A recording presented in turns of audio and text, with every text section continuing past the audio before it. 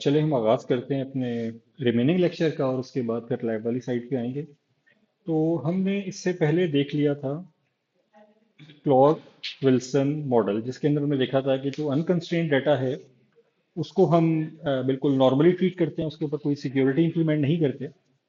और उसके बाद जो हमारे कंस्ट्रेंड डाटा आइटम्स होते हैं उसके लिए हम इनको पहले ट्रांसफॉर्मेशन प्रोसेस को डाटा भेजते हैं, वो उसको ट्रांसफॉर्म करता है इन सम वैलिड फॉर्मेट। उसके बाद वो इंटेग्रिटी वेरिफिकेशन प्रोसेस है उसको गुजारता है, वहाँ पे उस डाटा की इंटेग्रिटी के ऊपर जो भी हमारे रिक्वायर्ड चेक्स होते हैं, रिक्वायरमेंट्स होती हैं, उनको वेरीफाई किया जाता है। और उसके बाद वो जो डाटा है वो इंटेग्रिटी वेरिफिकेशन प्रोसेस के थ्रू कंस्ट्रेंट डाटा आइटम को अपडेट कर दिया जाता है, क्रिएट कर दिया जाता है या डिलीट या जो भी इसके ऊपर आपने ऑपरेशन परफॉर्म करना है वो हो रहा होता है। ठीक है, ये था क्लॉड विल्सन मॉडल। अब हम देखेंगे कि कुछ इसी तरह के सिक्योरिटी के मॉडल्स हैं जिनका ताल्लुक है इंफॉर्मेशन फ्लो से। ठीक है, इंफॉर्मेशन फ्लो मॉडल क्या करता है?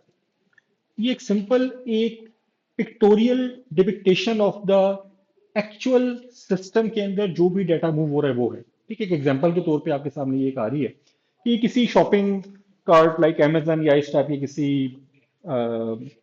चीज का एक मॉडल है, मतलब एक सिस्टम का मॉडल है। ठीक है, तो आप क्या करते हैं कि उसको ऐसे इंफॉर्मेशन फ्लो की फॉर्म में डिजाइन कर लेते हो। जब डिजाइन कर लेते हो तो आपके सामने पिक्टोरियली चीजें ऐड सामने नजर आ रही होती है। ठीक है, तो अब अगर आप देखते हो कि यार मेरे ख्याल में फॉर एग्जांपल ये जो परचेज आइटम है ना, इसकी डिटेल फॉर एग्जांपल सेलर के बैंक को नहीं जानी चाहिए थी, लेकिन यहाँ हमारे सिस्टम की डिजाइन में ये चीज जा रही है, तो आपको आइडेंटिफाई हो जाएगा। तो कहोगे नहीं यार, ये जो इन्फॉर्मेशन है गलत जा रही है, नहीं जानी चाहिए थी, तो हम इसको रोक लेते हैं, इसको निकाल देते हैं। तो अपने सिस्टम को अकॉर्डिंगली अपडेट कर दोगे इस इंफॉर्मेशन की जो फ्लो का जो डिजाइन है या मॉडल है या डायग्राम है, इसको देखते हैं। ठीक है, तो इससे क्या फायदा होगा कि अगर आपके सिस्टम में कोई अनअथराइज या अनवांटेड इंफॉर्मेशन फ्लो कर रही है किसी एक एंटिटी से किसी दूसरी एंटिटी की तरफ, या किसी एक ऑब्जेक्ट से किसी सब्जेक्ट की तरफ, ठीक है, या किसी एक ऑब्जेक्ट से किसी दूसरी ऑब्जेक्ट की तरफ, तो आप उसको इस तरह से आइडेंटिफाई कर लोगे, उसको रिमूव कर दोगे अपने सिस्टम में से। क्लियर है? फिर उसके बाद एक चाइनीज वॉल या बर्ड नैश का एक मॉडल था। ये मॉडल क्या करता है? ये सबसे पहले तो सिलोस बना देता है आपके डेटा के जो भी आइटम्स हैं। जिस तरह हमने अपने किसी पिछले वाले मॉडल में देखा था कि हम रूल्स बना देते थे और उन रूल्स के अगेंस्ट इजाजत मुख्तलिफ चीजों की दे देते थे, तो ये भी उसी तरह से काम कर रहा होता है। ये क्या करता है कि ये बेसिकली जिन दो तीन चार पांच एंटिटीज में कॉन्फ्लिक्ट होता है या वो एक दूसरे से रिलेटेड नहीं होती, इसकी एग्जांपल अभी समझ लें कि एचआर का डाटा है, फाइनेंस का डाटा है, इसी तरह एक्सवाइजेड का डाटा है। तो ये क्या करते हैं कि ये उनके लिए कुछ सिलोस बना देते हैं। जिस तरह इसके अंदर COI 1 COI 2 दो इन्होंने अपने एरियाज बना दिए। ठीक है, इन एरियाज के अंदर फिर आप डिफाइन करते हैं एक्सेस के लेवल्स। ये फॉर एग्जांपल एक एक्सेस का लेवल होगा जो, अगर हम यहाँ अपने यूनिवर्सिटी की एग्जांपल लें, तो यहाँ पे एक एक्सेस का लेवल होगा जो कि स्टूडेंट्स को हासिल होगा। ठीक है, अब क्या होगा, देखो ना, अब यूनिवर्सिटी में बहुत से काम हो रहे हैं। लाइक यूनिवर्सिटी की एचआर की पूरी एक टीम होगी जो कि जो यूनिवर्सिटी के जितने भी लेक्चरर्स, प्रोफेसर्स, एम्प्लॉयज हैं उनको डील कर रही होगी, उनका एक अपना सिलो बन जाएगा। जो अकेडमिया है उसका एक अपना सिलो बन जाएगा। ठीक है, तो हम सपोज करते हैं COI 1 जो है ये अकेडमिया का सिलो है।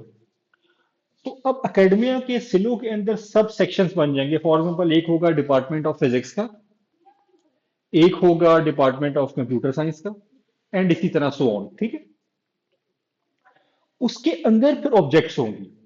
O1 O2 O3 जो है हमारी फॉर एग्जांपल डिपार्टमेंट ऑफ इसमें आ जाएगी, इसी तरह कोई और किसी और डिपार्टमेंट में आ जाएगी। ठीक है, इस तरह से हम इन चीजों को आपस में कंस्ट्रेंट करते चले जाएंगे। अब कोई यूजर आएगा या कोई हमारे पास कोई पर्सन आएंगे जो यूनिवर्सिटी के एम्प्लॉय होंगे, तो हम सबसे पहले तो देखेंगे इनका ताल्लुक किस डिपार्टमेंट से है, तो पता चलेगा कि इनका ताल्लुक है एचआर के डिपार्टमेंट से। तो हम इनको COI 2 में भिजवा देंगे और उसके अंदर मुख्तलिफ सेक्शंस बने होंगे कि एक HRD का होगा, एक HR का होगा, एक रिक्रूटमेंट का होगा, इस तरह से।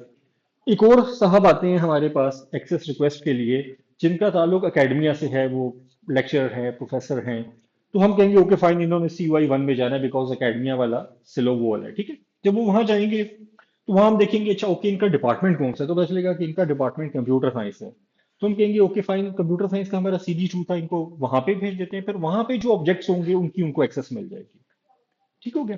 तो इस तरह से इन्होंने एक सिलोस बना के उसके अंदर इंफॉर्मेशन को कंटेन किया होता है। तीसरी चीज, जैसे इंफॉर्मेशन फ्लो थी ना, ये उसी तरह से डेटा फ्लो डायग्राम है। डेटा फ्लो डायग्राम तो अगर आपने सॉफ्टवेयर इंजीनियरिंग या इस तरह का कोई सब्जेक्ट पढ़ा है तो उसके अंदर तो बहुत ज्यादा डिस्कस भी हुई होंगी और आप लोगों ने बनाई भी होंगी। ठीक है। एक्चुअली उस डेटा फ्लो डायग्राम को देख के भी तो आप ये डिपेक्ट कर सकते हैं कि क्या यहाँ पे कोई डाटा किसी गलत एरिया में तो नहीं जा रही है। एक एग्जांपल के तौर पे हमने एक डेटा फ्लो डायग्राम यहाँ पे किसी एक सिस्टम की दी हुई है। ठीक है। आप इसको अगर एनालाइज करें अच्छे से और आपको सिस्टम की भी समझ है और आपके पास टास्क है कि आपने सिस्टम की सिक्योरिटी को, इंफॉर्मेशन की सिक्योरिटी को इंश्योर करना है, तो आप इस फ्लो को देख के आप आइडिया लगा लेंगे कि क्या इसके अंदर कोई ऐसी इंफॉर्मेशन पास ऑन तो नहीं हो रही जिसकी रिक्वायरमेंट ना हो, या वो किसी वजह से हमारी कंपनी के मुफादात के खिलाफ हो। अगर आपको इस डेटा फ्लो डायग्राम के अंदर ऐसी कोई चीज नजर आती है तो आप हाईलाइट करके अपने हायर अप्स को इतला करेंगे। वो ऑब्वियसली उसके बाद वो सिस्टम डिजाइनर्स के पास जाएगी और वो उसका कोई पैच बना के अपने सॉफ्टवेयर में ऐसी कोई चेंज ले आएंगे जिसकी मदद से वो जो अनअथराइज्ड फ्लो है वो रुक जाए। अच्छा, इसके बाद जो अगली चीज जिससे आप अपने सिस्टम की सिक्योरिटी को इंश्योर कर सकते हैं, ये भी आपकी वही पुरानी वाली चीजें, यूज केसेस। यूज केसेस भी वही सॉफ्टवेयर डेवलपमेंट में बड़े ज्यादा यूज हो रहे होते हैं। तो इसका काम सिर्फ यूज केस में उसकी वो जो वैलिडेशन है वो इंश्योर करना या टेस्टिंग करना सॉफ्टवेयर की नहीं है। उससे आप सिक्योरिटी के हवाले से भी आइडिया लगा सकते हैं कि आप वो यूज केस का मॉडल निकालें, उसको देखें और देखें कि क्या इसके अंदर कोई ऐसे एक्टिविटी तो नहीं हो रही जिसकी वजह से हमारे सिस्टम की सिक्योरिटी कंप्रोमाइज हो रही हो। अगर ऐसा कोई काम हो रहा है तो आप ऑटोमेटिकली उसके अंदर भी चेंज ले आएंगे या आगे फॉरवर्ड कर देंगे इस चीज को कि देखिए as per use case number 2025 0101, आपका जो ये वाला पाथ है ये एक्चुअली इसकी वजह से आपका फलाना डाटा कंप्रोमाइज हो रहा है, तो आप इसको चेंज कर लें अकॉर्डिंगली। ठीक हो गया। तो ये हमारे डिफरेंट तरह के मॉडल से जो कि चीजों को देख रहे होते थे। फिर आ जाते हैं हमारे पास एक और टाइप है एश्योरेंस मॉडल की। ठीक है। एश्योरेंस मॉडल क्या कर रहे होते हैं कि ये बेसिकली इंश्योर करते हैं कि आपकी जो भी टर्म्स कंडीशन रेगुलेटरी कंप्लाइंसेस हैं वो सारी की सारी इंश्योर हो रही हो आपके सिस्टम के ऊपर कि यार ये सिस्टम उन सबको वैलिडेट कर रहा है। ये एक्चुअली आपको क्या प्रोवाइड करता है? ट्रस्ट, कि मुझे अपने सिस्टम पे कितना ट्रस्ट है कि मेरा system as per security and design requirement काम कर रहा है। ठीक है। इसकी हम अगर थोड़ी सी वो पढ़े डेफिनेशन, तो वो लिखी हुई है कि level of confidence that software is free from vulnerabilities इधर इंटेंशनली डिजाइंड और एक्सीडेंटली इंसर्टेड। ठीक है, कोई भी हो, पहले तो हमें कितना कॉन्फिडेंस है कि हमारा जो सॉफ्टवेयर है वो वल्नरेबिलिटीज वगैरह से फ्री है। ठीक है। During its life cycle and that the software function in the intended manner. दो बातें होगी। सबसे पहली चीज होगी कि ट्रस्ट कितने हैं, कॉन्फिडेंस कितने हैं किस चीज पे, कि हमारे सिस्टम में कोई भी इंटेंशनल या अनइंटेंशनल वल्नरेबिलिटी तो नहीं है। ठीक है। दो बातें होगी। तीसरी बात देखिए है कि अपने लाइफ साइकिल के हवाले से भी ये चीज हमें श्योरिटी चाहिए। और उसके बाद जो सॉफ्टवेयर की फंक्शनैलिटी है वो भी वही है जिसके लिए वो डिजाइन किया गया है। क्या उस फंक्शनैलिटी में कोई कमी है तो भी इशू है, कि फॉर एग्जाम्पल हमने कहा था कि ये सॉफ्टवेयर हमारे 10 पर्पजेस को फुलफिल करके देगा, क्या ये उनमें से 9 कर रहा है तो ये भी इशू है, एक चीज मिसिंग हो रही है। ठीक है। तो हमारा एक फ्लॉ आ गया उस सॉफ्टवेयर का। और ये 11 काम तो नहीं कर रहा, 11 काम तो नहीं कर रहा है, कोई एक्स्ट्रा काम भी तो नहीं कर रहा जो हमने इसमें इंप्लीमेंट तो नहीं किया हुआ लेकिन हो रहा है। इसकी एग्जांपल ये जो है, मुझे उस दिन अभी कह रहे थे कि हमारा मतलब देखो हम फेसबुक यूज करते हैं, कोई भी सोशल मीडिया एप्लीकेशन यूज करते हैं, तो हमारे डाटा को बहुत ज्यादा अपने पास स्टोर करती है और उसके ऊपर को मुख्तलिफ प्रोसेसेस करती है, उसको सेल आउट करती है। ठीक है। अब देखा जाए तो हमारे नजदीक फेसबुक किस लिए बना हुआ है? सिर्फ हमें एक प्लेटफॉर्म देने के लिए कि जिसके ऊपर हम सोशल मीडिया इंटरेक्शन कर सकें, ठीक है, अपने दोस्तों के साथ। तो हमारे नजदीक तो ये उसकी 11वीं फंक्शनैलिटी एक्स्ट्रा होगी कि वो हमारा डाटा उठा उठा के अपने पास स्टोर कर रहा है, और फिर 12वीं फंक्शनैलिटी होगी कि उस डाटा को सेल आउट भी कर रहा है। ठीक है। लेकिन एक्चुअली उन्होंने ये सिस्टम इसीलिए डिजाइन किया है तो उनके नजदीक ये 12 की 12 ही रिक्वायरमेंट थी। ठीक है। और अगर वो उनमें से कोई एक काम नहीं हो रहा होगा तो वो उनके लिए नुकसान का सबब बनेगा, बिकॉज उन्होंने तो एक्चुअली पूरा अपना जो आपको फ्री सर्विसेज दे रहे हैं फेसबुक की, और उसके लिए उन्होंने इतने बड़े बड़े सर्वर्स लगाए हुए हैं, उसके ऊपर उनकी इतनी कॉस्ट आ रही है, उसके ऊपर इतने प्रोग्रामर्स काम कर रहे हैं, वो सारी फैसिलिटेशन आपको फ्री ऑफ कॉस्ट में क्यों देंगे? ठीक है। तो वो उसका इंटेंडेड पर्पस जो है वो वही है कि उन्होंने इससे भी प्रॉफिट कमाना है, ये भी उनके लिए एक बिजनेस एंटिटी है। ठीक है ना? तो ये वाली चीज है कि ये कॉन्फिडेंस हमें प्रोवाइड करते हैं इंश्योरेंस वाले मॉडल। अच्छा, इसमें एक तो सबसे पहली बेसिक रिक्वायरमेंट ये होती है कि जब आप किसी चीज पे इन्वेस्ट करते हैं, आप उसको बनाते हैं, इंस्टॉल करवाते हैं, चलवाते हैं, तो उसका मकसद ये होता है कि आपने अपने जो इंटेंटेड मकासद है उनको फुलफिल करवाना होता है। बट उसके साथ साथ ये बात भी होती है कि बहुत सारी चीजें ऐसी भी होती हैं कि जिसकी आपको इंश्योरिटी देना ये आपकी लीगल रिक्वायरमेंट भी होती है। जैसे अब स्टेट बैंक ऑफ पाकिस्तान है, उसके बहुत सारे रेगुलेशंस हैं जो बैंक्स ने फुलफिल करने हैं। ठीक है, रिगार्डिंग जो भी उनके कस्टमर्स हैं, उनके डाटा, उनकी फाइनेंशियल एक्टिविटीज के हवाले से। तो फॉर एग्जांपल स्टेट बैंक ने फॉर एग्जांपल एक रूल निकाल दिया है। मैं एग्जांपल दे रहा हूँ, ये रूल नहीं है, मैं वैसे एग्जांपल आपको समझाने के लिए कह रहा हूँ कि सपोज अगर 10 लाख से ऊपर की कोई भी ट्रांजैक्शन होगी तो उसकी एक कॉपी आपने एफबीआर के साथ शेयर करनी है कि किसने भेजे हैं और किसको भेजे गए हैं। जस्ट मैं एग्जांपल दे रहा हूँ कि उन्होंने ये इंश्योर करना हो कि हम देखेंगे 10-10 लाख रुपए जो भेज रहे हैं क्या ये टैक्स नेक्ट में आ रहे हैं कि नहीं आ रहे हैं, इनके पास रजिस्ट्रेशन है टैक्स की, करी फॉर एग्जाम्पल। तो अगर आपका सिस्टम ये कैपेबिलिटी प्रोवाइड नहीं करेगा, हालांकि इसका कोई भी ताल्लुक कस्टमर के हवाले से रिक्वायरमेंट से नहीं था, हो सकता है ये रिक्वायरमेंट जब हमने किसी बैंक का सिस्टम डिजाइन किया हो तो उस टाइम ये आई भी ना हो, बिकॉज उस टाइम तो एग्जिस्ट ही नहीं करती। तो हमने तो ये बनाया कि यार हमारा जो सिस्टम है वो अकाउंट्स मैनेज करेगा, उसमें पैसे आ रहे हैं जा रहे हैं, इन चीजों को देखेगा। बट अब ये बाद में रिक्वायरमेंट आ गई, तो हमें इसको फुलफिल करना है। अगर हम नहीं करेंगे तो शायद स्टेट बैंक हमारे ऊपर कुछ फाइन्स कर दे, हमें कोई पेनल्टीज देनी पड़ जाए, और ये भी हो सकता है कि हमारा वो बैंक ही सिरे से बंद कर दें। ठीक है, तो ये इंश्योरेंस हमें ना सिर्फ वैसे भी चाहिए होती है, बल्कि बाज़ औक़ात हमारी ये रेगुलरिटी रिक्वायरमेंट भी होती है कि हमने कुछ चीज़ों को इंश्योर करना ही करना है कि हमारा सिस्टम इस मॉडल में काम कर रहा है। ठीक है। अच्छा, अब इसमें ना सिक्योरिटी के लिए ना हमारे पास तीन एस्पेक्ट्स होते हैं। कौन कौन से? पहला एस्पेक्ट होता है कि प्रिवेंशन, कि हम चाहते हैं कि हमारे सॉफ्टवेयर में कोई बग, कोई इशू आए ही ना। तो सबसे बेहतरीन बात होगी हमारा सिस्टम जो है वो बग फ्री हो, इशू फ्री हो, वल्नरेबिलिटी फ्री हो। लेकिन हो सकता है कि हमसे ही कोई कोताही होगी हो, कोई मिस्टेक होगी हो, कोई चीज रह गई हो जिसकी वजह से हमारे सिस्टम में कोई वल्नरेबिलिटी, कोई बग इंट्रोड्यूस हो गया। ये भी हो सकता है कि हमारे कोडिंग में तो कोई इशू ना हो, लेकिन फॉर एग्जाम्पल हमने किसी लैंग्वेज में कोड किया है, तो वो उस लैंग्वेज के अंदर ही कोई ऐसी वल्नरेबिलिटी रह गई हो जो कि अब एक्सप्लॉइट होना शुरू हुई है, तो उसमें तो हमारा कोई कसूर नहीं है ना। फॉर एग्जाम्पल अगर आप पाइथन में प्रोग्रामिंग कर रहे हो, जावा में कर रहे हो, और जावा ही की किसी लाइब्रेरी में कोई फ्लॉ निकल आता है, तो आपने तो उस लाइब्रेरी को यूज किया हुआ अपने मकासद के लिए, तो उसका तो आप कुछ नहीं कर सकते थे, वो तो आपके उसमें आ गया। तो ऐसी सूरत हाल में आपके सिस्टम में कैपेबिलिटी होनी चाहिए कि एटलीस्ट अगर उसके बावजूद भी कोई इशू आता है प्रिवेंशन के, तो आपका सिस्टम उस इशू को, उस वल्नरेबिलिटी को, उस मेल फंक्शनिंग को डिटेक्ट कर सके, सो दैट आपको आइडिया हो जाए कि मेरा सिस्टम अभी जैसे मैंने इसको डिजाइन किया था वैसे नहीं कर रहा है, इसमें कुछ और भी मसले मसाइल आ रहे हैं, तो वो डिटेक्ट करके उसके अगेंस्ट कोई ना कोई ऑल्टरनेट इशू रेज कर दूं या पैचिंग कर दूं उसकी। और तीसरी बात ये कि हम उस मसले का किसी ना किसी हवाले से रिस्पॉन्स देने के काबिल हों कि अगर वो इशू तो आ गया तो अब रिस्पॉन्स। अब ये तीन चीजें होती हैं, तीनों मिलकर प्रोडक्शन बनाती हैं, और इनके अपने अपने लेवल है। फॉर एग्जाम्पल अगर आपकी प्रिवेंशन है तो आप क्या करेंगे, एक्सेस कंट्रोल लगा देंगे ताकि कोई गलत बंदा आपके डाटा को एक्सेस ना कर सके।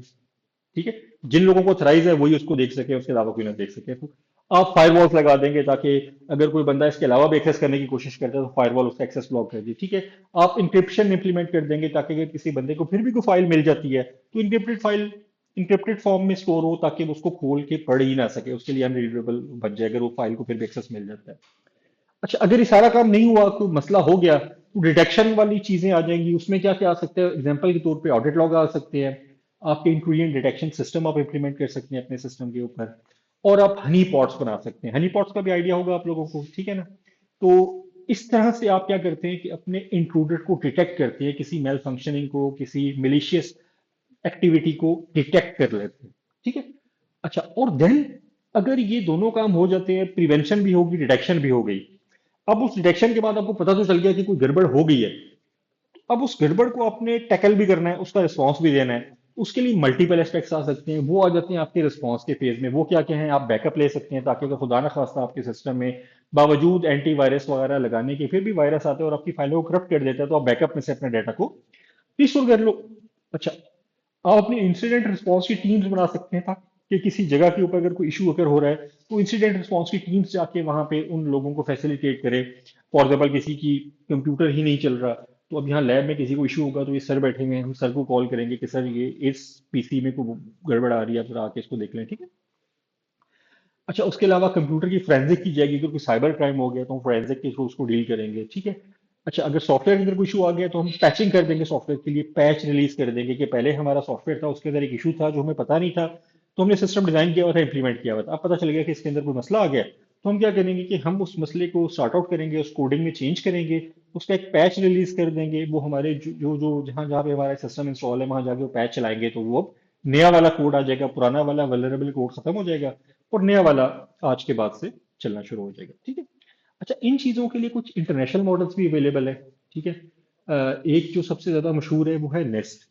नेस्ट एक 5 पैरामीटर के ऊपर काम करता है। वो क्या क्या है? Number one, identify. ये सबसे पहले तो आप इश्यूज को आइडेंटिफाई कर लें जो साइबर सिक्योरिटी के हवाले से हैं, और या अपनी रिक्वायरमेंट को भी आइडेंटिफाई कर लें, रिक्वायरमेंट गैदरिंग भी कर लें कि हमारे एक्चुअली सिस्टम की एक्चुअल सिक्योरिटी रिक्वायरमेंट है क्या, ठीक है। उसके बाद आप अपने सिस्टम को ऐसे मेयर्स लें कि जिसकी मदद से आप उस सिस्टम को प्रोटेक्ट कर लें, जो जो इश्यूज उसके ऊपर पॉसिबली आ सकते थे, ऐसे कंट्रोल्स लगा दें कि जिसकी मदद से उसको अब प्रोटेक्शन मिल जाए उन सारे इश्यूज से, ठीक हो गया। उसके बाद आप डिटेक्शन की एक्टिविटी को लगा दें उसके ऊपर, ताकि अगर इस सब के बावजूद भी अगर कोई इशू अकर होने लगता है तो आपका सिस्टम उसको डिटेक्ट कर ले कि मेरे अंदर ये मेल फंक्शनिंग हो रही है। डिटेक्शन के बाद आपने उसको रिस्पॉन्स देना है, जो हम ऑलरेडी डिस्कस कर चुके हैं, और एंड में आपने अपने सिस्टम को रिकवर करना है, और रिकवर करने के बाद आप फिर से साइकिल में चले जाएंगे आइडेंटिफाई वाले, ठीक है। और दोबारा से साइकिल स्टार्ट हो जाएगा कि ओके, आप देखेंगे ओके मैंने अब रिकवर तो कर लिया, अब मुझे बताओ कि यार ये इशू आया क्यों था। सबसे पहला काम तो है मेरा बिजनेस चलना चाहिए, तो उसमें इशू आ गया बावजूद प्रोटेक्शन के, तो आपने उसको डिटेक्ट कर लिया, डिटेक्ट करने के बाद उसको रिस्पॉन्ड किया, रिस्पॉन्ड करने के बाद रिकवर कर लिया। लेकिन रिकवर के बाद जब आपका सिस्टम वापस अपने ऑपरेशनल मोड में आ गया, तो अब आपने वो जो वल्नरेबिलिटी आई थी, वो जो इशू आया था, उसको रिस्पॉन्स भी करना है, तो उसके लिए आप फिर से आइडेंटिफाई वाले स्टेप में चले जाएगा, कहेंगे ओके फाइन, अब चेक करो कि इसमें किस वजह से इशू आया था। आप वो रूट कॉज एनालिसिस करोगे, वो जो इशू मिलेगा उसके अगेंस्ट आप ऐसे कंट्रोल लगाओगे कि जिसकी मदद से आपका सिस्टम दोबारा से प्रोटेक्टेड मोड में चला जाए, और अब वो जो नया इशू था वो अब आपके सिस्टम को दोबारा से नुकसान ना पहुंचा सके, ठीक है। और उसके बाद फिर से वही वाला साइकिल कि आप डिटेक्ट करते रहें, अगर कोई नई मिलीशियस एक्टिविटी अगर होती है तो उसको आप दोबारा से कवर अप कर लें, ठीक है। और इसी तरह इसका जो है अभी वर्जन 2 रिसेंटली लॉन्च हुआ है पिछले ईयर्स में, और अ, ये वर्कआउट कर रहे हैं। अच्छा, यहां तक हमारी ये जो मॉडल वाले एरियाज थे ना, ये खत्म हो जाते हैं। जो मॉडल्स हमने देखे थे कि पहले हमने एक लेवल के देखे, फिर इंटेग्रिटी के मॉडल देख लिए, ठीक है, पहले एक्सेस कंट्रोल के देखे थे, फिर इंटेग्रिटी के देखे थे, फिर उसके बाद डिफरेंट और इंफॉर्मेशन फ्लो वाले मॉडल्स देख लिए थे, ठीक है। अब हम थोड़ी सी एक नजर डालते हैं, हमारे लेक्चर का आखिरी पार्ट था, कि एडवर्सरीज किस किस किस्म के या किस किस तरह के होते हैं पॉसिबल, जिनको हम फेस कर सकते हैं और जिनके लिए हमें तैयार रहना चाहिए, ठीक है। एक्चुअली सारी साइबर सिक्योरिटी है ना, वो ये है कि आपने अपने मुखालिफिन से अपने सिस्टम को बचाना है, अपने एडवर्सरीज से अपने सिस्टम को प्रोटेक्ट करना है, ठीक है। और एडवर्सरीज वो मुख्तलिफ तरह के हो सकते हैं, जिसमें सबसे बड़ा जो एडवर्सरी जिसके ऊपर हमारा कोई कंट्रोल नहीं होता, वो है नेचर। अगर आपका कोई नेचुरल डिजास्टर अगर हो जाता है, फॉर एग्जांपल जलजिला आ गया, तो आपने जितने मर्जी फायरवॉल्स और ये वो लगाया हो, तो आपकी सिस्टम की अवेलेबिलिटी डिस्टर्ब हो जाएगी, ठीक है। आपका सर्वर रूम ही तबाह हो जाता है, ठीक है, आपकी कम्युनिकेशन लाइंस खराब हो जाती हैं, पावर खत्म हो जाती है, तो आप क्या करेंगे? कुछ भी नहीं कर सकते। तो मतलब नेचर एक ऐसी एडवर्सरी है जिससे आप मतलब उस तरह से लड़ नहीं सकते, ऑल्दो उसके लिए भी फिर मयर है। कैसे कि फॉर एग्जाम्पल आप जलजिला प्रूफ इमारतें बनाना शुरू कर देते हैं, ताकि अगर जलजिला आता भी है तो आपकी इमारत डैमेज ना हो, ठीक है, इस तरह करके वो चीजें कर लेते हैं। लेकिन बहरहाल नेचर एक ऐसी चीज है कि जिसके साथ आपको बहुत अनलिमिटेड रिसोर्सेज चाहिए पैचअप करने के लिए। उससे हटके फिर बड़ी सारी चीजें आ जाती हैं, उनको हम देख लेते हैं कि वो क्या क्या है। तो हमारे पास जो मेजर चीजें हैं ना, वो 3 तरह के हैकर टाइप मिलिशियस लोग हमें मिलेंगे। नंबर वन, स्क्रिप्ट किडीज होते हैं, ठीक है। नंबर टू, हैकर्स होते हैं, और नंबर थ्री, इलाइट हैकर्स होते हैं। स्क्रिप्ट किडीज होते हैं ना, वो तो वो बच्चे होते हैं कि यार जिस तरह अब आपने फॉर एग्जाम्पल मेटास्प्लॉइट यूज किया होगा, ठीक है, तो मेटास्प्लॉइट यूज कर लिया, तो आपको मेटास्प्लॉइट यूज करना आता है। अब आपको कुछ पता नहीं कि वो कैसे सिस्टम को हैक कर रहा है, कैसे वो सिस्टम के अंदर घुस रहा है, और कैसे आपको प्रॉम्प्ट ला के दे रहा है। बस आपने मेटास्प्लॉइट की 4 कमांडें चलाई, उसकी कोई सेटिंग्स कॉन्फ़िगर की, और उसे कहा कि एक्सप्लॉइट, तो उसने ठक करके आपके पास एक लाके शेल दे दिया। अब आपको कुछ पता नहीं है कि वो कैसे आया, उसने किस तरह से एक्सप्लॉइट किया, कौन सा कोड चलाया। आप हैं स्क्रिप्ट किडीज, ठीक है। आपको अगर कोई बना बनाया हैकर एक स्क्रिप्ट बना के दे देगा तो आप उसको एग्जीक्यूट करके हैकिंग कर लोगे। ठीक है। और चूंकि वो स्क्रिप्ट बन जाएगा और नॉन होगा, जाहिर है आपको मिल गया तो और भी 500 बंदों को मिला हुआ होगा। तो इसका मतलब है कि जो सिक्योरिटी की कंपनी है उन्होंने उसका पैच बना के ऑलरेडी डाल भी दिया होगा। ठीक है। और वो नॉर्मल सिस्टम्स के ऊपर आपका वो हैक या जो अच्छे सिस्टम है वहां पे नहीं चलेगा। ठीक है। क्योंकि अगर आपको मिल रहा है तो जाहिर है वो जो फायरवॉल वाली कंपनी है, जो एंटीवायरस वाली कंपनी है, उनको भी पता होगा कि यार ये वाला स्क्रिप्ट आया हुआ है जिसकी वजह से हैकिंग हो रही है, तो उसका उन्होंने पहले से कोई ना कोई तदारक कर लिया होगा। उसके बाद होती है हैकर्स, जो कि सिस्टम को जानते हैं, लेकिन वो सिस्टम में कुछ ना कुछ इन्फिल्ट्रेट करने की कोशिश करते रहते हैं, और करते करते करते करते उनको कोई ना कोई पाथ मिल जाता है जिसके ऊपर चलते हुए वो मतलब अपना एक्सेस या जो भी उन्होंने मिलिशियस एक्टिविटी परफॉर्म करनी हो वो कर लेते हैं। उसके लिए हिट एंड ट्रायल टाइप समझ लो कि उनका काम चल रहा होता है, but they know the system, they have so many ways head of them, और वो उसके ऊपर पाथ के ऊपर चलते हुए कहीं ना कहीं से वो टैकल करी जाती हैं। लेकिन स्टिल दे आर डिटेक्टेबल, क्योंकि जब वो आपकी मतलब अटेम्प्ट्स कर रहे होते हैं तो वो कहीं ना कहीं आपको कहीं ना कहीं कोई ट्रेसेस वगैरह मिल ही जाते हैं अगर आपका सिस्टम अच्छे से कॉन्फ़िगर हुआ हुआ है। जो इलाइट हैकर होते हैं ये बहुत लेस नंबर ऑफ हैकर्स होते हैं, लेकिन ये वो होते हैं जो बेसिकली सिस्टम डिजाइनर के लेवल पे काम कर रहे होते हैं। तो उनको वैसे ही पता होता है कि अच्छा इस तरह के सिस्टम में ना इस टाइप की वल्नरेबिलिटीज होती हैं। ठीक है। उन्होंने अगर किसी सिस्टम को हैक करना हो तो उनके लिए वो चीजें बड़ी आसान हो जाती हैं, बिकॉज उनको एक्चुअली इनसाइड के हवाले से भी जो चीजें हैं वो भी मिल रही होती हैं, लेकिन इनका फिर लेवल समझ लें वो गुरुज वाला होता है। सही है। अच्छा, चाहे वो स्क्रिप्टेड हो, चाहे वो इलाइट हैकर्स हो या नॉर्मल वाले हैकर्स हो, जब ये काम करते हैं तो इनके काम करने का भी एक तरीका होता है, एक ऑर्गेनाइजेशन होती है। वो कौन कौन सी होती है? नंबर तो ये है कि अनस्ट्रक्चर्ड थ्रेट। ऐसा बंदा जैसे आप लोगों बैठे हुए, तो आप में से एक बंदे ने, आपने आज क्लास ली मेटाफ्लॉइट की, तो आपने बैठ के यहाँ अपने यूनिवर्सिटी के सर्वर्स पे ही वो कोई एक्सप्लॉइट चलाने की कोशिश करना शुरू कर दी, तो आप ही हैं। तो आप क्योंकि अकेले काम कर रहे हैं और आप का कोई ऐसा कोई पर्पस भी उस तरह से आइडेंटिफाई नहीं है, बस आपको एक चीज पता चली तो आपने कहा चलो हैक करके देखते हैं। तो आप किसी भी ऑर्गेनाइजेशन के लिए एक अनस्ट्रक्चर्ड थ्रेट है। ठीक है। आपकी रिसोर्सेज भी लिमिटेड होंगे, चीजें भी लिमिटेड होंगी। आप हो सकता है एक दिन ट्राई करें, 2 दिन ट्राई करें, तीसरे दिन ट्राई करें, फिर कोई यार नहीं होता मैंने तो करके देख लिया, तो आप छोड़ दोगे। तो आपका थ्रेट कोई किसी ऑर्गेनाइजेशन के लिए कोई मीनिंगफुल थ्रेट नहीं है। लेकिन सपोज आप 4-5 क्लास के बच्चे मिल जाते हो, ठीक है, और आप एक आपस में ग्रुप बना लेते हो, आप कहते हो यार हम जरा हैकिंग करके देखते हैं। ठीक है। अब क्या होगा? अब आप नकवी साहब जो हैं वो अपने हिसाब से ट्राई कर रहे हैं, आप अपने हिसाब से कर रहे हो आप सारे इकट्ठे ही। आप में से किसी को एक पॉइंट मिला ना, वो आप फौरन दोस्तों को बता दोगे कि देखो इस वाले पॉइंट से मैंने इतना एक्सेस तो गेन कर लिया है। तो बाकी सारे वो वाली ट्राई छोड़ के अब उस पॉइंट से आगे वाले उस पर लग जाएंगे। ठीक है। थोड़ी देर बाद किसी दूसरे बंदे को उस दूसरे पहले पॉइंट से दूसरे पे लेकर गए थे तो दूसरे से तीसरे का एक्सेस मिल जाता है। वो बाकियों को बता देगा कि यार वो ये वाला जो चीज है ना इसको मैंने इस तरीके से हैक कर लिया है, इस स्टेप को। अब वो बाकी सारे अपनी ट्राई छोड़ देंगे और अब उससे आगे लग जाएंगे। अब आपको सेल्फ सेटिस्फेक्शन भी गेन हो रही होगी कि यार हम आगे जा रहे हैं, हमने पहला स्टेप पे कंप्लीट कर लिया, दूसरा कर लिया, तीसरा कर लिया। तो आप एक स्ट्रक्चर्ड वे में काम करें। इसी तरह से जो हैकर की इंटरनेशनल कम्युनिटी होती है उसमें भी कुछ इस तरह के ग्रुप एग्जिस्ट करते हैं। ठीक है। अगर आप हैकिंग के न्यूज वगैरह पढ़ो तो आप देखोगे कि अक्सर सोफिस्टिकेटेड अटैक होते हैं, उसमें कुछ ग्रुप्स के नाम आ रहे होंगे। ठीक है। वो ग्रुप मतलब एक चाइना का कोई ग्रुप होगा, वो मुसलसल अमेरिका की इंस्टॉलेशंस पे ट्राई कर रहा होगा, अमेरिका वाले किसी और के रशिया की पे कर रहे होंगे। ठीक है।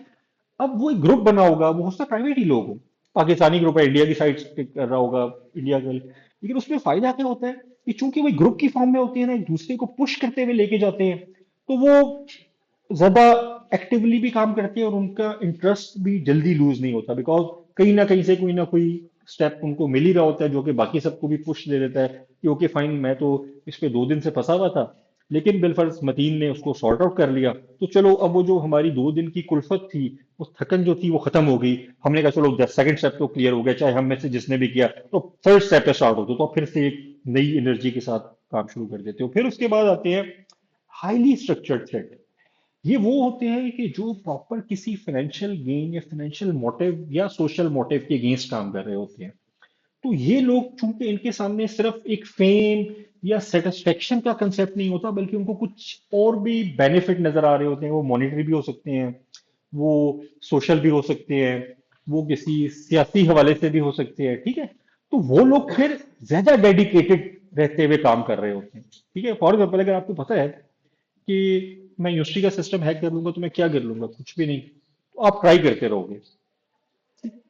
अगर आप फॉर एग्जाम्पल हैक भी कर लेते हो, अपने नंबर भी चेंज कर देते हो, तो मुझे तो पता है ना, टीचर हूं मैं, तो मुझे पता है कि यार इसके कितने हैं, आपके कितने हैं, तो मैं कहूंगा यार ये तो गलत रीडिंग आ रही है, लगता है सिस्टम में कोई गड़बड़ हो गई है। तो कोई बात नहीं, मैं आपको हाथ से रिजल्ट बना के देता हूँ, मेरे पास वो पेपर पड़े हुए हैं, सारी चीजें चेक हुई हुई हैं। तो वो आप अगर कुछ कर भी लोगे तो कोई फायदा नहीं है, ठीक। लेकिन अगर आपको पता हो कि यार मैं किसी बैंक को हैक करने की कोशिश कर रहा हूँ, और अगर मैं किसी तरह से हैक कर जाता हूँ, तो मैं वहां से मिलियन ऑफ रुपीज अपने अकाउंट्स में ट्रांसफर करवा सकता हूँ। अब आपका कुछ मोटिवेशन लेवल चेंज हो जाएगा, आपको यार ट्राई करते रहो यार, लाखों रुपए का मतलब बेनिफिट हो सकते हैं हमें, ठीक है ना। फिर उसके बाद आते हैं nation state actor. Nation state actor क्या होती है कि बेसिकली ये इस तरह से है कि अगर आपकी बैक पे या उन हैकिंग अटेम्प्ट्स की बैक पे कोई नेशन आ जाती है, वो मुल्क आ जाता है। जैसे अभी जो सबसे बड़ा वाकया जिसने हमारी साइबर सिक्योरिटी की दुनिया को एक तरह से चेंज करके रख दिया, जैसे हमारी हिस्ट्री में कहते हैं कि तूफान नूह जब आया था, उससे पहले जमीन में बड़े बड़े कोई डायनासोर होते होंगे, इस तरह की चीजें होती होंगी जो कि उस वक्त खत्म हो गई हैं, और फिर उसके बाद एक तरह से दोबारा से जिंदगी ने एक अपना जन्म लिया दोबारा से, जो लोग उसमें बच गए होंगे, ठीक है। या सपोज जो नॉन इस्लामिक वो है मेथोडोलॉजीज है, उसके अंदर आता है कि कोई कोई सयारा, कोई शुहाब साकिब वगैरह गिरा था जिसने जमीन को बिल्कुल उलट पुलट करके रख दिया, और वो जिंदगी खत्म होगी बहरहाल। उसके बाद दोबारा से स्टार्ट हुई एक तरह की। तो सेम वे जो एक बहुत बड़ा इवेंट था वो स्टक्सनेट का अटैक था, उसके ऊपर आपने पढ़ा भी होगा काफी एरिया में, ठीक है, जिसने एक पढ़ा। अब उस अटैक को एग्जीक्यूट करने के लिए आपके पास किस किस तरह के लोग चाहिए। नंबर एक तो इलाइट लेवल के हैकर्स, जिनके पास कोई जीरो डे वल्नरेबिलिटी हो, इस तरह की चीजें हो, और उनको विंडोज वगैरह के सिस्टम की इन डेप्थ नॉलेज हो, ताकि वो उसमें से उस टाइप की वल्नरेबिलिटी निकाल सके जिससे उन्होंने आगे प्रोग्रेस करना है। देन सिमंस एक कंपनी है जो कि क्रिटिकल इंफ्रास्ट्रक्चर्स को डील कर रही होती है, ठीक है। तो वहां पे जो सिस्टम्स होते हैं वो हमारे इस तरह के नहीं होते, वहां पे वो पीएलसी कार्ड्स और इस टाइप की चीजें यूज हो रही थी, वो प्रोग्राम होकर लगी होती हैं जो पूरे पूरे प्लांट्स को रन कर रही होती हैं। होती उनकी भी प्रोग्रामिंग है, लेकिन और तरह की लैंग्वेजेस में होती है, जैसे एचडीएल, प्रोलॉग वगैरह वगैरह, ठीक है। तो आपको प्रोलॉग और एचडीएल और इस टाइप के एक्सपर्ट्स चाहिए, जो कि पहले तो उस लेवल की प्रोग्रामिंग कर सकें, और देन फिर वो ऐसी प्रोग्रामिंग कर सकें कि जिसकी मदद से हम किसी पूरे पूरे प्लांट को गलत तरीके से ऑपरेट कर सकें, ठीक है। और वो बड़े कीमती लोग होते हैं, तो ज़ाहिर है कॉस्ट भी बड़ी हाई लेते हैं, और स्पेशली अगर कोई गलत काम करे तो ज़ाहिर है उन्हें फिर उतनी ही ज़्यादा कॉस्ट लेनी है। और उसके बाद आपको उस सिस्टम को टेस्ट करने के लिए आपको एक पूरा वो सिस्टम भी चाहिए। अगर आपने फॉर एग्जांपल किसी क्रिटिकल इंफ्रास्ट्रक्चर, जैसे ईरान के एटॉमिक प्लांट पे हमला हुआ था, उनको एक स्मॉल स्केल का एटॉमिक प्लांट का इम्प्लीमेंटेड एरिया भी चाहिए, कि जहां पे वो अपना कोड बनाए, उसको टेस्ट करे, देखे यार ये सही तरह से काम करता है कि नहीं करता, नहीं करता ओके चेंज करो, फिर टेस्ट करो, तब तक जब तक वो सारे उनके वो रिक्वायरमेंट्स फुलफिल ना कर दे। क्यों? क्योंकि हैकिंग के अटेम्प्ट में सबसे इंपॉर्टेंट तरीन चीज ये होती है कि आपने अपने आप को स्टील्थ रखना है। जिस दिन आप डिटेक्ट हो गए ना, उस दिन तो आपका पत्ता कट गया, क्योंकि वो सबसे पहले डिटेक्शन के बाद वो क्या करेंगे, रिस्पॉन्ड करेंगे। वो आपका एक्सेस खत्म कर देंगे, आप बाहर बैठ के एक्सेस करें, वो आपकी नेट की चार्ज निकाल देंगे, यार छोड़ो छोड़ो बाद में इसको देखेंगे, फिलहाल नेट तो इनका खत्म करो ना, इन सिस्टम्स का, ताकि कोई बाहर से बैठ के इंक्लूड ना कर सके, उसके बाद वो रिकवरी वाली साइड पे चले जाएंगे। तो आपने अपने आप को स्टील्ड भी रख रहा था, तो इसके हवाले से वो कहा जाता है कि उसके बैक पे कोई ना कोई नेशन, एक नहीं दो स्टेट्स थी, जिन्होंने इस पूरे प्रोग्राम को फंड किया। कई साल वो इस पे वर्कआउट करते रहे, और कई साल की मेहनत के बाद फिर वो जो है ना स्टक्सनेट की शक्ल में उन्होंने एक्चुअली वो एग्जीक्यूट किया। उससे पहले उन्होंने अपने प्रोटोटाइप के ऊपर पता नहीं कितने बार ट्राइज की होंगी, कहीं ना कहीं कोई इशू निकलता होगा उसको, फिर इसी वजह से वो फिर कई महीनों तक या काफी अरसे तक वो अनडिटेक्टेबल वो स्टक्सनेट काम करता रहा, वो उसने उनको वो नहीं किया, ठीक है। अच्छा, अब इस हवाले से जब नेशन स्टेट्स भी इन्वॉल्व हो गई आपके इस साइबर सिक्योरिटी वाले एरिया में, मिलिशियस साइड पे, तो उसके बाद आपका जो लैंडस्केप है ना सिक्योरिटी का, वो शिफ्ट होना शुरू हो गया। अब आप सिंपल सिक्योरिटी के कंट्रोल्स लगाकर आप अपने सिस्टम को सिक्योर भी नहीं रख सकते। और दूसरी बात ये कि अब लोगों के पास, क्योंकि पहले क्या होता था कि लोगों के पास सिर्फ फन के लिए हैकिंग का काम था, ठीक है। अब जितनी ज्यादा हमारी डिजिटाइजेशन हो गई है, हमारी पर्सनल लाइफ तक जो है, फॉर एग्जाम्पल जब हम छोटे होते थे तो हमारे पूरे घर में लाइक एक ही फोन होगा, और कई बार तो पूरे मोहल्ले में एक घर में एक फोन होता था, और किसी की कॉल आनी, और वो भी आपके मेन ड्राइंग रूम में पड़ा होगा, तो उसमें अगर कोई एक्टिविटी होनी भी है तो वो चूंकि डिजिटल नहीं था तो कुछ भी हो नहीं सकती थी। और दूसरी बात ये कि होनी भी होगी तो किसी central place of your house पड़ा होगा, तो उसमें कोई मलिशियस एक्टिविटी अगर हो भी रही है तो वो सामने आपको पता लग सकती थी। अभी जो मोबाइल फोन की मदद से आपके बेडरूम्स में आपके सरहाने के नीचे एक डिजिटल एक्सेस पड़ा हुआ होता है, ठीक है। उसके ऊपर आपकी आधी से ज्यादा लाइफ डिपेंड कर रही होती है, आपके फाइनेंशियल सारी मोबाइल की एप्स, फाइनेंस वगैरह की, बैंकिंग की, उसके ऊपर चल रही होती हैं, ठीक है। एजुकेशनल लाइफ आपकी सारी इसके ऊपर शिफ्ट हुई है। अभी आपने मुझे अपने मोबाइल पे अपना ये वाला दिखाया था, एलएनएस का एक्सेस, ठीक है। इसकी वजह से अब ये जो डिजिटल थिंग्स हैं ये आपकी जिंदगी में रच बस गई हैं। इसको हम ऐसे भी कह सकते हैं कि बिल्कुल ब्लड जिस तरह आपके जिस्म के अंदर दौड़ रहा है, तो ये आईटी और डिजिटाइजेशन आपके जिस्म से बाहर आपके अराउंड एंड अराउंड दौड़ रही है, ठीक है। तो उसकी वजह से अब आप नॉर्मल मेथड्स को यूज करते हुए आप इनको अपनी सिक्योरिटी को इंश्योर नहीं कर सकते, बिकॉज साइबर क्रिमिनल्स के पास अब आपसे फायदा उठाने के लिए इन मिलिशियस वे हजार हा तरीके, वो और कुछ भी ना करे ना, वो आपकी आइडेंटिटी थेफ्ट ही कर ले, तो उसी की मदद से वो जो है ना वो मुख्तलिफ साइट्स के ऊपर आपका डाटा वगैरह बेच के काफी सारे पैसे कमा सकते हैं, ठीक है। फॉर एग्जाम्पल अगर किसी जगह पे किसी हैकर ने कोई एक्टिविटी करनी है, और उस एक्टिविटी को करने के लिए उसको पहले बेसिक एक्सेस लेना है और देन एक्सप्लॉइट करना है, तो बजाय इसके कि वो अपने असल नाम से, और वहां पे वो आपका CIC नंबर या इस तरह की चीजें रिक्वायर्ड हैं, तो वो बजाय इसके कि वो अपने नाम से बनाए, और सपोज हम कर लेते हैं कि हम अमेरिका की बात कर रहे हैं जहाँ पे social security number proper verify होने के बाद आपको एक्सेस वगैरह ग्रांट होते हैं। अगर मुझे आपकी सारी डिटेल्स कि आपका सोशल सिक्योरिटी नंबर ये है, आपका नाम, फादर नेम, मदर नेम ये है, और आप इस एड्रेस पे रहते हो, ये आपकी स्टेट है, वो डाटा मुझे मिल जाता है, तो मैं क्या करूंगा? क्या मैंने वहां पे हैकिंग करनी है? मैं उससे पहले मुझे अकाउंट बनाना पड़ेगा, उसके बाद मैं अपनी प्रिविलेज एस्केलेशन अटैक लॉन्च कर सकता हूँ। तो मैं वो आपके क्रेडेंशियल पे बना लूंगा, तो जो वेरीफाई होंगे कि बिल्कुल ठीक बात होगी कि एक बंदा है जो कि जिसका नाम उमर है, वो इस्लामाबाद में रहता है, उसका ये स्टेट है, ये उसका सारा एड्रेस है, वो चीजें वेरीफाई होंगी तो वो बिल्कुल वैलिड रिकवर होंगी, तो मेरा वहां पे अकाउंट बन जाएगा, मैं हैकर हूँ। और उसके बाद मैं वहां पे प्रिविलेज एस्केलेशन अटैक लॉन्च करूंगा और वहां पे हैकिंग करके मैं आ जाऊंगा। जब वो कहेंगे किस अकाउंट से हुई थी, वो कहेंगे उमर साहब के अकाउंट से हुई थी। उमर साहब को जो पकड़ेंगे तो उमर साहब कहेंगे मुझे तो पता ही नहीं था। तो क्या होगा कि आपका डाटा मैंने किसी ना किसी तरीके से निकाल होगा। तो इस तरह से, यानी कि मैं कहूँ या जिस तरह हमजा पहले कह रही थी कि सर फेसबुक वाले मेरा डाटा क्यों देखेंगे, तो ये हमें तो नहीं पता ना क्यों देखेंगे। उनके पास देखो, अब आपको पता है कि फेसबुक आपसे कितने पैसे अब तक कमा चुका है जो आप फेसबुक यूज कर रही हो? आपको नहीं पता, लेकिन उन्हें कमाए होंगे, तभी तो आपको इतनी ज्यादा सर्विसेज फ्री में दे रहे हैं। देखो, फेसबुक के कितने सर्वर्स चल रहे होंगे, कितनी स्टोरेजेस हैं जिसमें आपका डाटा पड़ा हुआ होगा, तो ये सारी चीजें पैसों से आती है ना, ठीक है।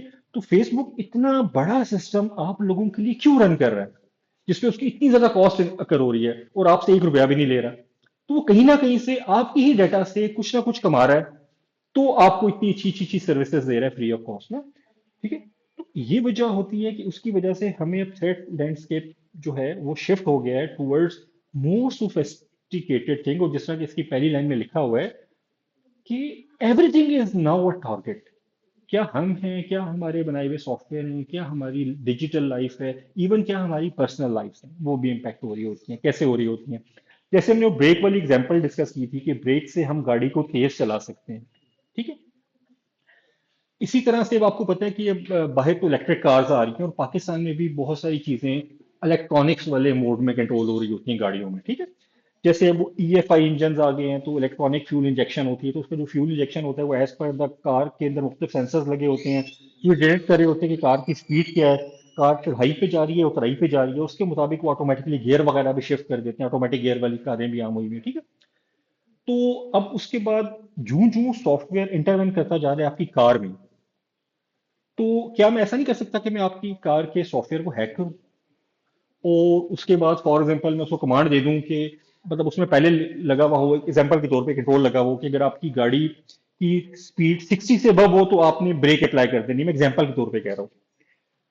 तो मैं उसको 180 कर दूं कोड के अंदर चेंज करके, आपकी गाड़ी का सिस्टम हैक करके, तो अब क्या होगा कि आपको तो पता कि मेरी ब्रेक लगी हुई है और जब भी गाड़ी एक खास हद से ऊपर जाएगी तो ये रुक जाएगी।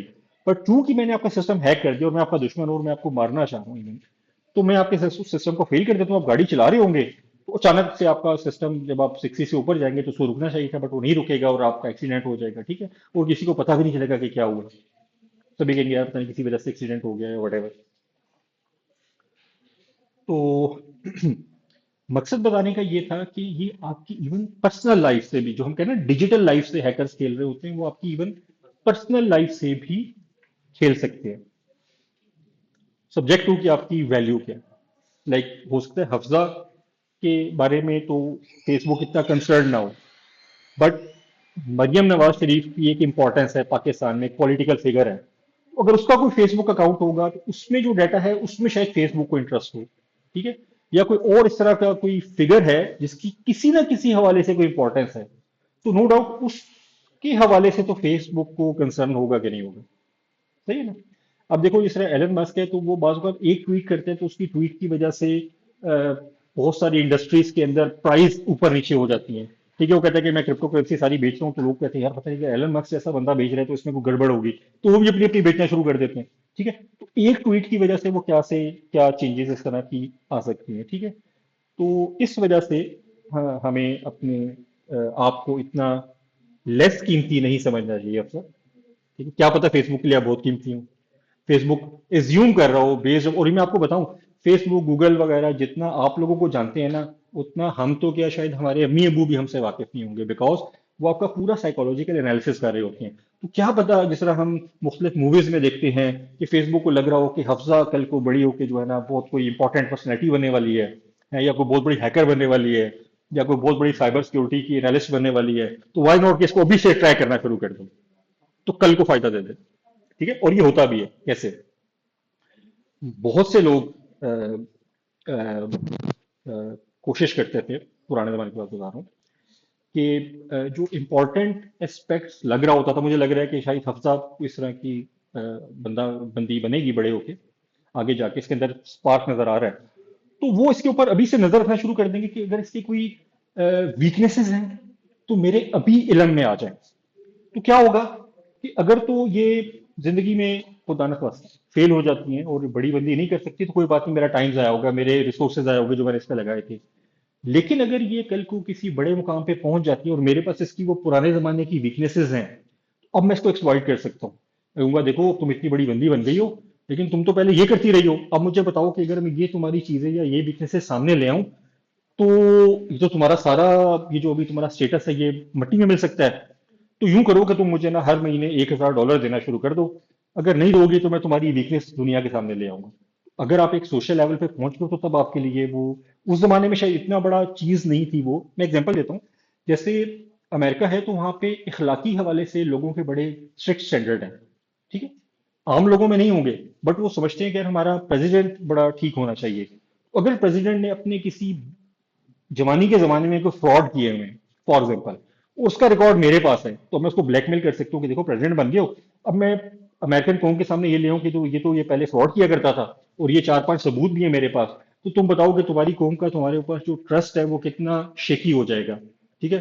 और बहुत से तुम्हारी जो हमायती हैं वो तुमसे हट जाएंगे, तो उसके अगेंस्ट में उसको ब्लैकमेल कर सकता हूँ।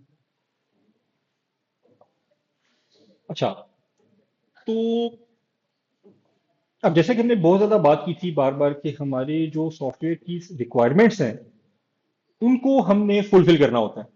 अब वो रिक्वायरमेंट सिक्योरिटी की रिक्वायरमेंट्स हो सकती हैं, वो आपके सॉफ्टवेयर पे डिपेंड करेगा कि आपका सॉफ्टवेयर जिस तरह का है उसी के हिसाब से उसकी जो एलएमएस वाला सॉफ्टवेयर है उसकी अपनी रिक्वायरमेंट्स होंगी, जो किसी बैंकिंग सिस्टम का सॉफ्टवेयर उसकी अपनी रिक्वायरमेंट्स होंगी, और कुछ फंक्शनल रिक्वायरमेंट्स होंगी,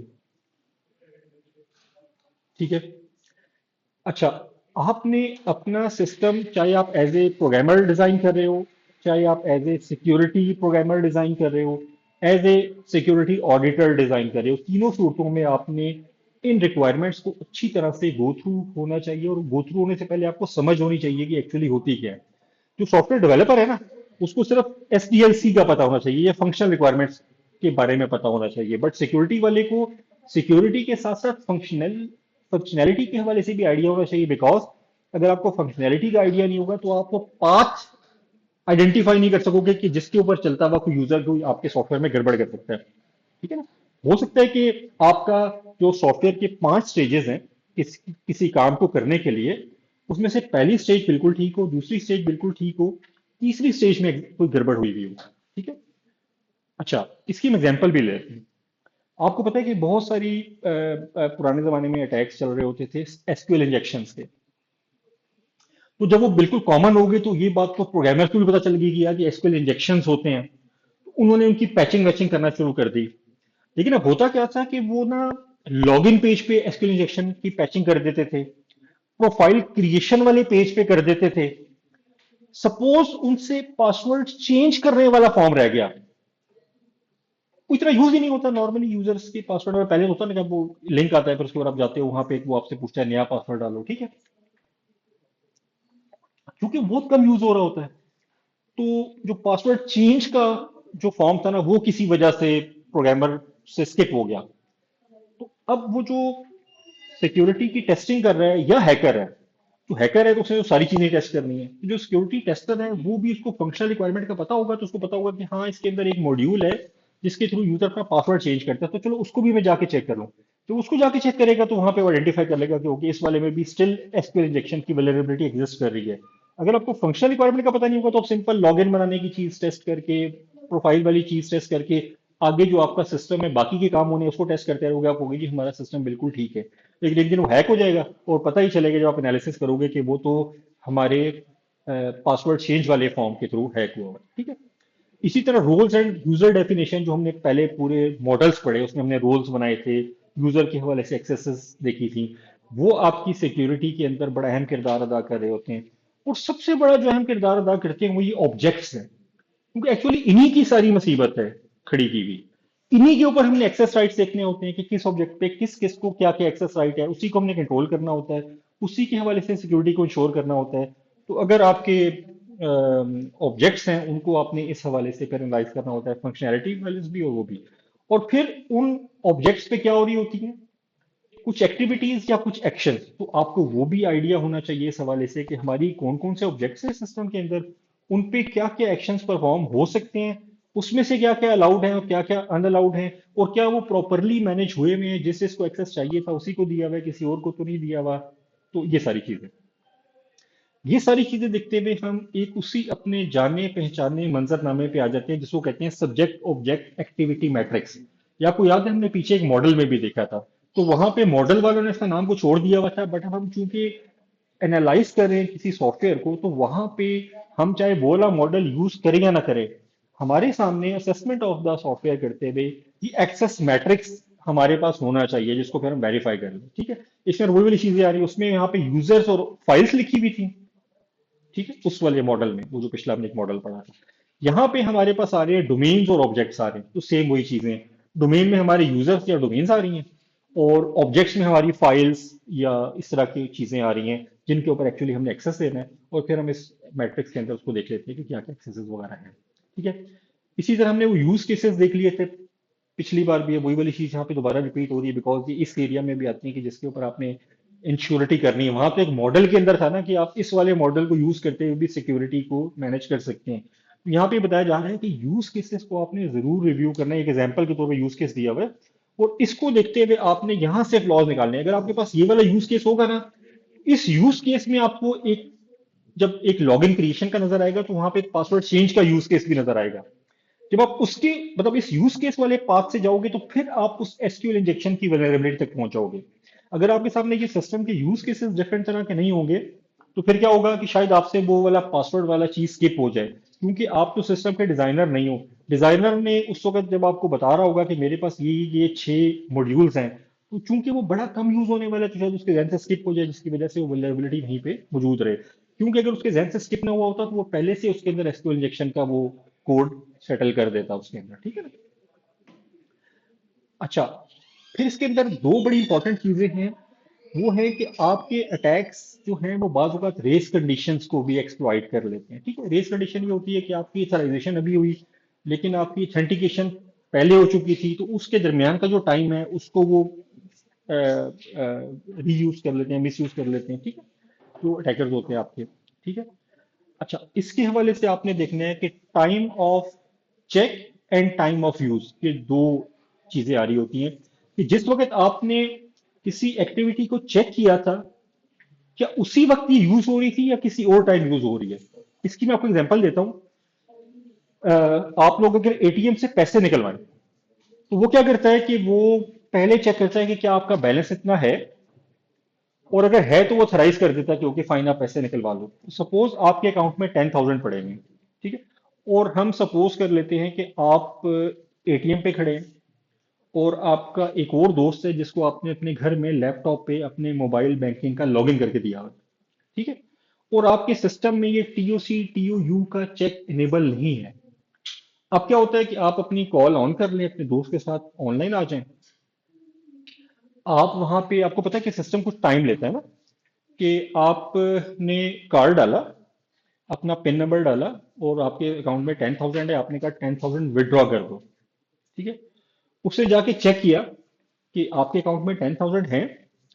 जो ही उसने एक्टिविटी को ओके किया कि ठीक है इसके अकाउंट में 10,000 है, इसको ड्रॉ करने दो, उसी वक्त आपने अपने दोस्त को इशारा किया, और उसने वहां पे बिल्कुल सब कुछ तैयार करके रखा हुआ था, सारे फॉर्म्स फिल किए हुए थे। उसने वहां पे दराज के ऊपर एक पेमेंट का सिर्फ पे वाला बटन क्लिक करना था। तो जो ही यहाँ से आपने मशीन की आवाज सुनी कि वो अब नोट काउंट करना शुरू कर दिए, साथ ही आपने उसको इशारा किया, उसने वहां पे भी कर दिया। तो अब इन सिस्टम में तो ये टीओसी टीओयू वाले चेक्स लगे हुए होते हैं, तो वो आपको करने नहीं देते, ठीक है।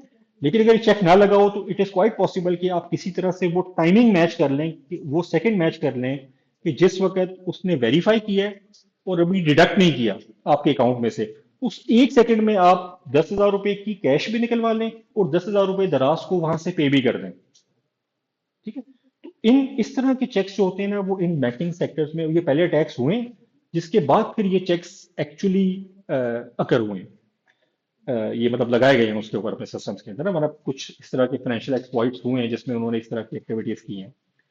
अच्छा, उसके बाद एक होता है इनफाइनाइट लूप। कई बार ये होता है कि आप, जिसकी एग्जांपल भी दिए माइक्रोसॉफ्ट जून की, कि आपका जो सिस्टम होता है वो किसी एरर के आने की वजह से एक लूप में चला जाता है। यानी कि फॉर एग्जाम्पल आपने कहा हुआ था कि अगर दो नंबर जमा करो, अगर इसकी वैल्यू जीरो से ज्यादा है तो इस पाथ को फॉलो कर लो, अगर जीरो से कम है तो इस पाथ को फॉलो कर दो। अब अगर आपके उस सिस्टम में किसी वजह से वैल्यू जीरो आ गई, अब सिस्टम क्या करेगा? हम्म? मतलब कुछ ना कुछ गड़बड़ करेगा ना, हमें नहीं पता क्या करेगा, हमें ये भी नहीं पता, हो सकता है वो वहीं पे स्टक हो जाए, क्योंकि हमने जो पाथ दिए हुए थे वो तो ये थे कि जीरो से बड़ी हो तो पाथ ए पे चले जाओ, वैल्यू जीरो से कम हो तो इस पे चले जाओ। अब इस वाले केस का तो कोई एक्शन ही नहीं दिया हुआ। अब सिस्टम कुछ ना कुछ एबनॉर्मली बिहेव करेगा। इसके लिए एग्जांपल दी हुई है कि जो माइक्रोसॉफ्ट जूम की जो डिवाइसेस थी, अगर वो न्यूयॉर्क में रहते हुए, अब मुझे नहीं पता कि उसके अंदर उन्होंने क्या प्रोग्रामिंग की हुई थी वो उस वक्त में, आप लीप ईयर के बाद उसको ऑन करें तो वो बार बार रीबूट होती रहती है। उसमें कुछ चेक लगा होगा, डेट का चेक, वो डेट का चेक देखती होगी, साथ कोई लोकेशन का भी चेक था, लेकिन वो पता नहीं, न्यूयॉर्क में रहते हुए अगर आप उसको ऑन करें तो वो किसी ऐसे लूप में चली जाती थी जिसकी वजह से वो, जाहिर है वो थी भी वहीं, लीप ईयर के बाद भी रीस्टार्ट हो रही थी। अब जब उसको समझ नहीं आती तो अपने आप को रीस्टार्ट करती थी, रीस्टार्ट करने के बाद वही वाली चेकिंग दोबारा होती थी कि मैं कहाँ पे हूँ, पता चलता था न्यूयॉर्क में हूँ, लैटिट्यूड लॉन्गिट्यूड लेता होगा। वो फिर चेक करता था कि क्या ये लीप ईयर है, वो कहता था है, तो वापस उसी कंडीशन में चला जाता था, वहां से फिर रीस्टार्ट हो जाता था। जब नॉर्मली बिहेव हो गया सिस्टम ही, मतलब आपका एक मेल फंक्शन करने शुरू कर दिए, ठीक है। तो आपने इनफाइनाइट लूप से या अपनी लॉजिक्स को इस तरह से मेंटेन करना है कि वो किसी भी सूरत में सिस्टम इनफाइनाइट लूप में न जाए, एटलीस्ट ग्रेसफुली एग्जिट हो जाए, ठीक है, एरर दे दे, ग्रेसफुली एग्जिट हो जाए, ये आपने इंश्योर करना है, ताकि उसके बाद वो बंदे को एरर मिल जाए और वो दोबारा से उसको चला ले, ठीक है। ये ना हो कि वो सिस्टम इस तरह की किसी इनफाइनाइट लूप में चला जाए, ठीक है। तो उसके बाद आखिरी एक दो स्लाइड्स है हमारे लेक्चर की, इसके बाद हम उस पर जाएंगे।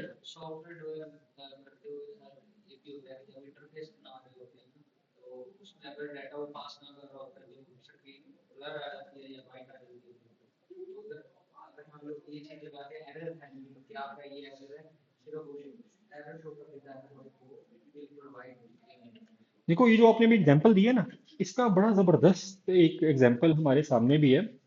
हम सिक्योरिटी को कैसे कैसे इंश्योर कर सकते हैं छोटी छोटी चीजों से। देखो फॉर एग्जांपल, आपने यहाँ लॉगिन किया, आपने यूजर नेम दिया और पासवर्ड दिया। तो एक तरीका होता है कि वो पहले चेक करता है नॉर्मली कि वो आपका यूजर नेम चेक करता है। अगर यूजर नेम एग्जिस्ट ना करो तो आपको कहता है यूजर नेम डॉट एग्जिस्ट। ठीक है। और अगर आपका पासवर्ड ठीक ना हो तो वो कहता है कि मतलब यूजर नेम अगर ठीक है आगे जाता है वो पासवर्ड चेक करते हैं, पासवर्ड अगर ठीक है तो वो कहता है अभी लॉगिन कर लो, अगर नहीं है तो वो कहता है your password is not correct. Suppose करते हैं कि मैं यहाँ बैठता हूँ और मुझे बिल्कुल नहीं पता कि कॉमसेट की आईडीज क्या क्या है।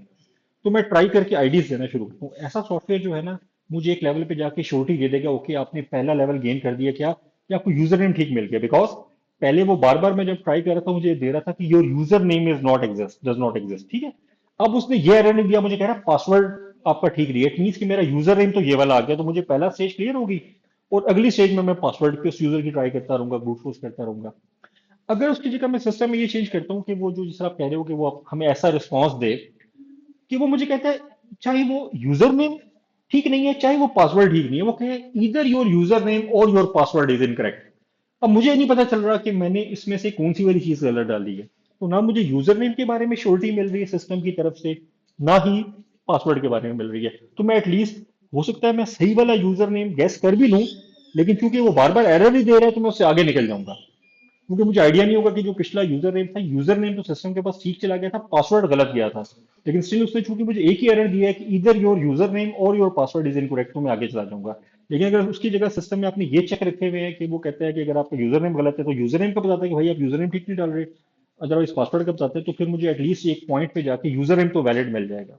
फिर आगे सिर्फ पासवर्ड के ऊपर मुझे ब्रूट फोर्स करना रह जाएगा। ठीक है। तो इसके लिए ना कुछ प्रोग्रामिंग लैंग्वेजेस हैं जितने भी मतलब हमारी जो अच्छी लैंग्वेजेस हैं, उसके ना कुछ कोडिंग स्टैंडर्ड्स आना शुरू हो गए।